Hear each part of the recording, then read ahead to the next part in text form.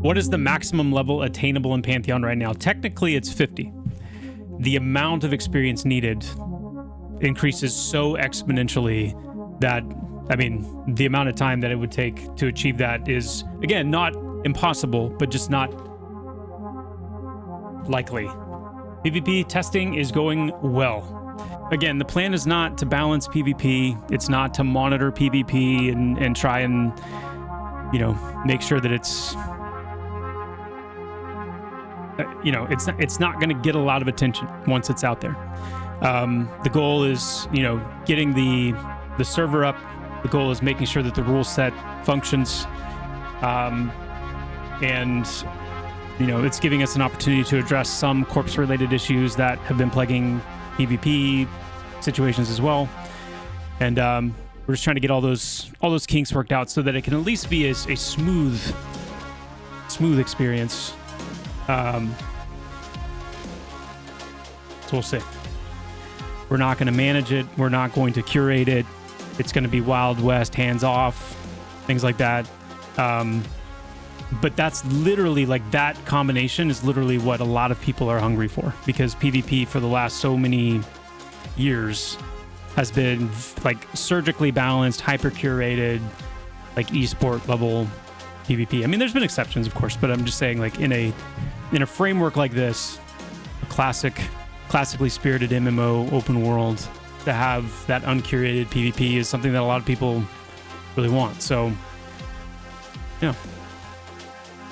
It does not mean that down the line we won't introduce other rule sets, other PvP rule sets that are more catered towards a little more of a casual or curated PvP experience. It just means that this first server, since it's coming kind of in the throes of you know, obviously heavy PvE development and a PvE focus, this is really all that we're willing to do for now. But it will be a really nice kind of reference point for us when the time does come to circle back around to other potential PvP rule sets for us to take cues and, you know, our own data from how things have gone on this server. When the time comes to announce the PvP server, you'll have, you know, at least 2 weeks prep for that, and then I don't know if it will be a full 2 weeks for Druid, but there will be a heads up that Druid's on the way, because we're gonna kind of announce it and do some cool things announcing it. Gorfang, yes, yeah. As far as I'm aware of what marketing's doing, there's going to be some heads up related to the Druid and when it's coming in. I can tell you that Druid is not going to be this week. It's not going to be this week. But I can also tell you that it's going to be soon. Also with the Druid, I'm trying for the first time using level 30 as the transition for when you receive a buff ability at level 30 or above. It will be naturally a group buff. So the buffs that Druids get starting at level 30 and above, and this is something that, you know, I'll be adding to the other classes as well, but that's part of that prestige that will come at level 30, is that your buffs will then naturally, innately be group buffs. And I like the idea of doing it in relation to, like, unlocking that as you progress. Yes, Druids get teleports. They get their own version of teleports to, actually, that's a great one to test right now.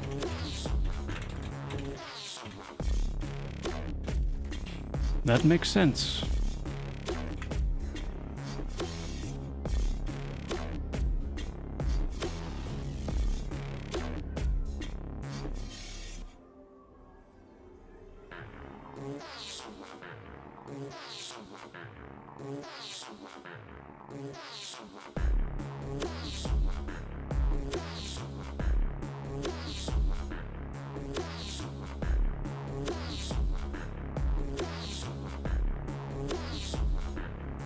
Looks like it works. The public roadmap will come when our planning is done. When our planning is done.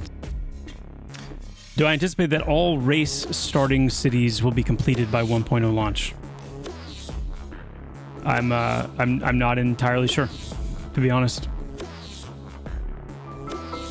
That's part, and when I say I'm not entirely sure, to be really clear, that's part of what our planning phase is right now, is looking at all of these different things and trying to build out that full, detailed landscape from here into launch, because there's a balance between when we want to launch, how much content we want to have, how many resources are going to be needed to do that, and then decisions have to be made as far as, where are the trade-offs? How many additional resources can we realistically add, and how much does that allow us to get done compared to other things? And then therefore, where does something like filling out the internal of a massive capital city, how does that square with, some of these other things that might have to give to support that? Those kind of decisions. Max level eventually when 1.0 releases is level 50.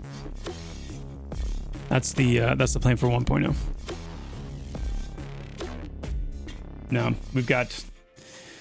we need to, I think, do some server consolidation before we're anywhere near looking at new servers for PvE.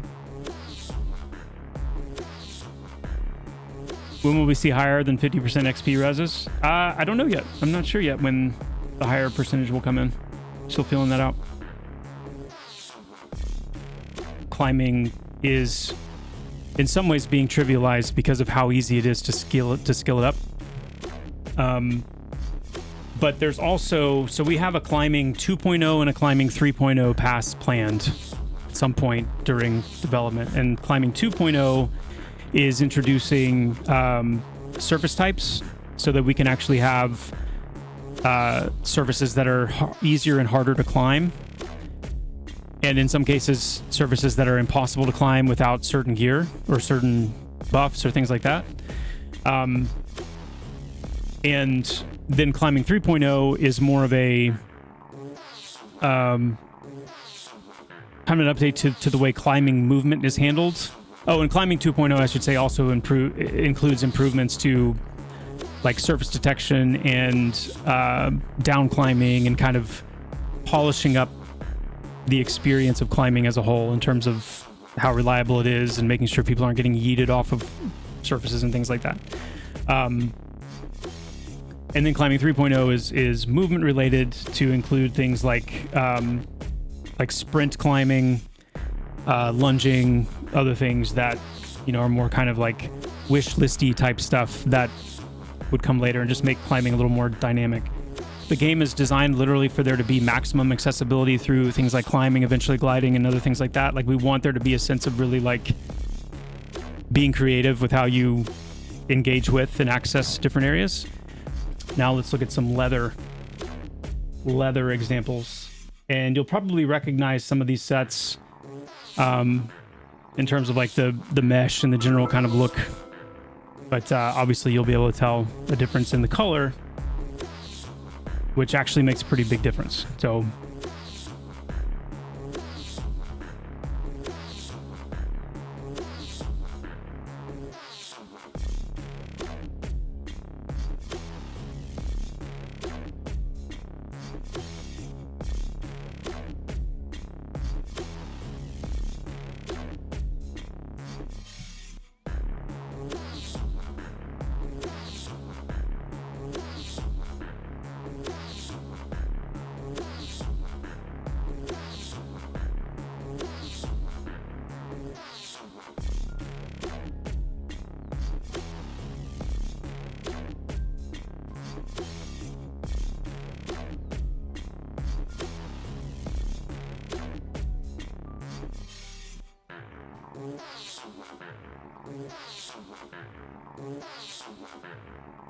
I mean, Caster's got some cool stuff coming too. One of the big things that we wanted to get in with Caster specifically was some color variation. But we looked at this, for example, not too long ago. One of the things being worked on for Casters right now.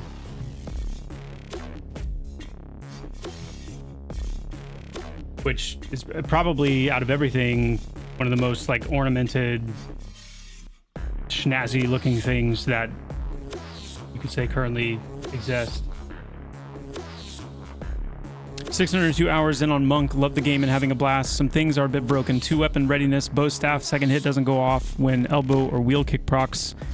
Gate of Anger.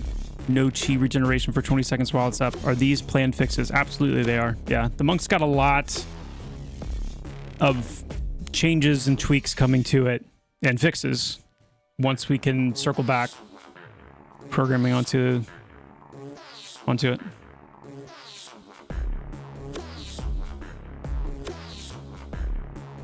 Yeah, Crystal Beard, when it comes time for me to go back and look at the Shaman kit again, which I've got a lot of energy to do because it's been really good going through the Druid that way.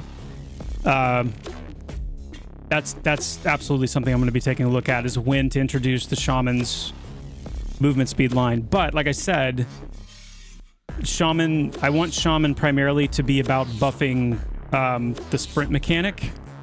Their movement speed line will ultimately be inferior to Druids. So if there's not a Druid present, the Shaman can buff movement speed, but the one that the Druid has will overwrite the Shamans if there's a Druid present. Because the Shaman essentially are going to be able to double dip into the movement speed and the sprint speed.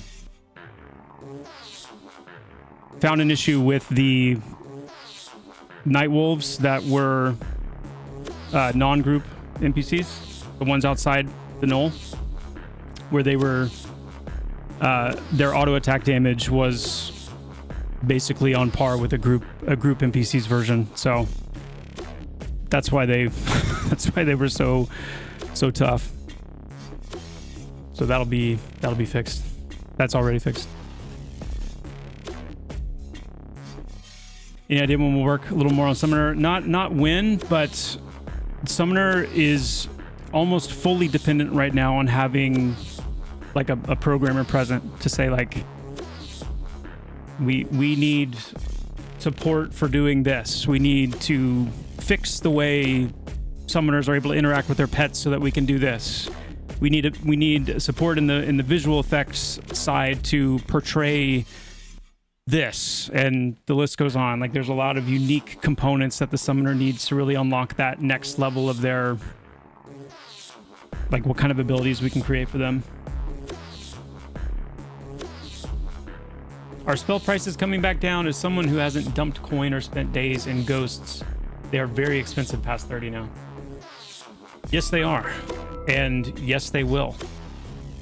Yes, they are incredibly expensive, and yes, they will be coming back down. We're going to be doing a pass on the places in the game where the majority of the coin is dropping as well, like ghosts, for example, and getting that a little more locked in. I do think currently the spell prices are too high, and I think that some of the coin inflation is coming from a few specific culprits in the game where there's just a massive amount of coin dropping, and because of that massive amount of coin that's dropping, spell prices, have been jacked up. And that's something that I think we could have handled a little cleaner and need to go through and correct. And then if they don't feel like an upgrade, if they don't feel like enough of an upgrade, then that's another problem. That's a different issue. Very much so. So let's just look at it. So if we do like a Praetorus,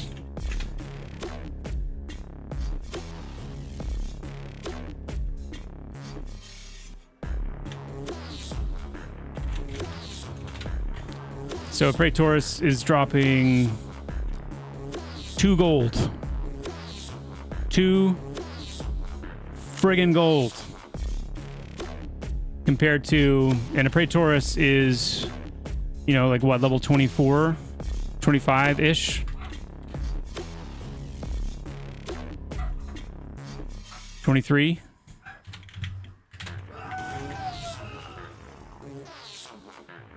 $2 gold. Whereas this level 32 Earthshaker 23 silver. Spell prices are too high. Like they're too high. And part of the reason that they're so high is because we have places in the game that are dropping large amount of coins like this that shouldn't be dropping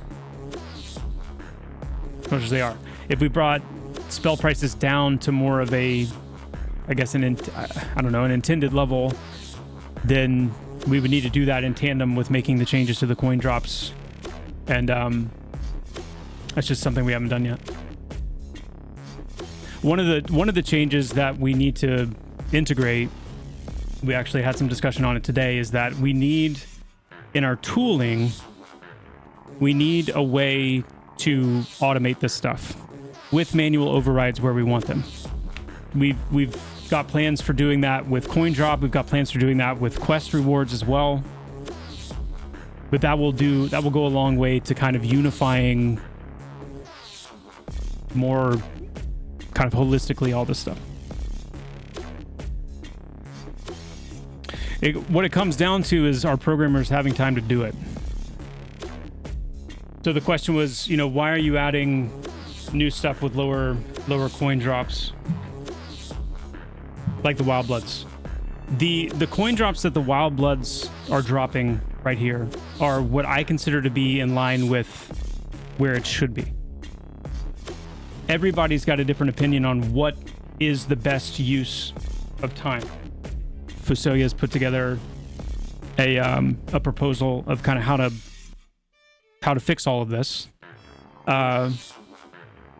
which may be the best thing for us to do in the interim to try to get it under control. I'll see if we can I'll see what we can do to try and expedite some of these coin changes. That could mean potentially that we need to do some like server coin resets or recalibration. So resetting coin if people have more than a certain amount of coin, kind of rolling them back to a certain amount. I don't know, but I would rather things like that than needing to wipe if we need specifically to test something that's economy related.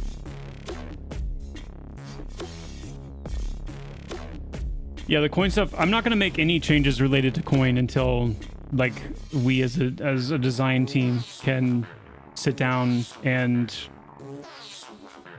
have a very specific plan of attack, because the problem and one of the reasons why we've not moved on it before this moment, and why we still may not move on it ultimately once we discuss it, I want to make that clear. I'm not,